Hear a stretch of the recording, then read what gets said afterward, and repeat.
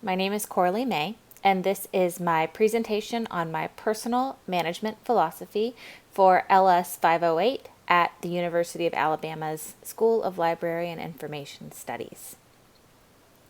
I wanted to start with this quote because I feel that it is a perfect summation of my own management philosophy, which is that empowered employees fail better.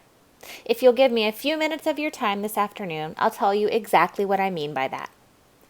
Let's start at the beginning. For our book review, I chose The Achievement Habit by Bernard Roth. It's a book about using the tenets of the design thinking process to shape your own path, professional, personal, or otherwise. This is a brief visual overview of the design thinking process as it is taught at Stanford's D School. An important point driven home by Roth is that while this model looks linear, the process is not. At any point, you may need to go back and repeat or refine a step, and that's okay. Ultimately, you need to make sure that you are answering the right question or solving the right problem. If you don't uncover the true problem right off the bat, you might find yourself in the test phase with a failure on your hands. And that's okay too. Great even, because that means you get a chance to try again and do even better this time. My favorite part of the design thinking philosophy is the embrace of failure. Let's put a pin in that because we're going to circle back to it later. My broad topic for our literature review was creative problem solving.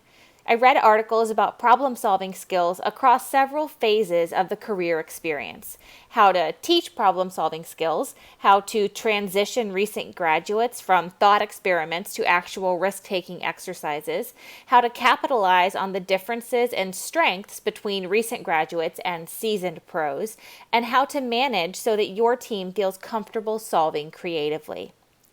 3 of those articles that I read really zeroed in on the importance of prototypes.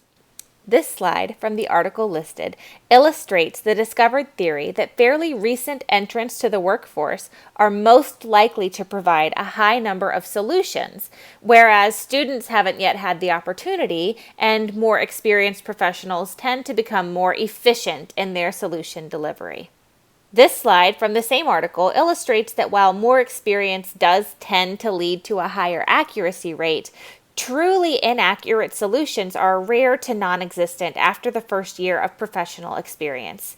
And, as I learned in Bernard Roth's book, there is great value to be found in the experience of failure, or, put more kindly, prototyping. Audenart and de Kramer wrote that an empowering leader will work to magnify qualities such as that tendency to propose multiple solutions. Their idea is that when combined, jobs with high problem-solving demands and employees with creative personalities can be effectively managed by empowering leadership to deliver a consistently creative performance. Katz, Buonenquantro, and Gosch took things a step further and wrote that frequent prototyping is essential to the ability for a team to solve problems creatively and effectively. So, how do we empower our employees so that they are confident enough to fail without fear?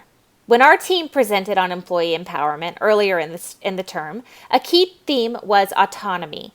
By allowing employees to truly have a sense of personal control over their job, managers will find that employees are more invested in their team's performance and success.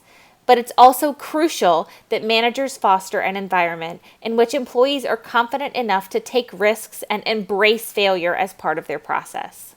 Another author I read for our literature review wrote about the power of a manager with dispositional optimism, mainly stating that a leader with dispositional optimism will positively influence a wide variety of individual behaviors in a number of domains, contributing to almost entirely favorable outcomes, whereas a leader with dispositional pessimism is detrimental to a team's confidence in their environment. That's how I arrived at my personal management philosophy. Empowered employees fail better. I plan to execute on my philosophy by being a cheerleader for experimenting and failure, by taking risks and owning my own mistakes. I'll also grant my employees autonomy with the hope that they will gain the confidence they need to take risks and embrace failure and prototyping as part of the process. And finally, I'll strive for a buoyant dispositional optimism at all times so that we can achieve as a team.